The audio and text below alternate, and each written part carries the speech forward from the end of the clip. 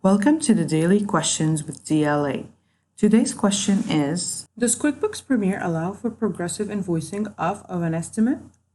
Progress invoicing lets you split an estimate into as many invoices as you need. Instead of asking for full payment at the beginning of a project, you can invoice customers for partial payments. As you complete work, add items from the initial estimate to progress invoices. This keeps project payments organized and connected from start to finish. So to turn on progress invoicing, you need to sign in to QuickBooks Desktop as an admin, and then you go to the File menu and select Switch to User Mode, and then you go to Edit menu in the toolbar and select Preferences.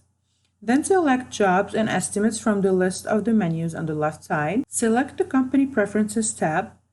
Select Yes in the Do You Create Estimate section. Then select Yes in the Do You Do Progress Invoicing section. Select OK to save and close your preferences. I hope this helped you today. Thank you so much for watching. Don't forget to subscribe and see you in the next video.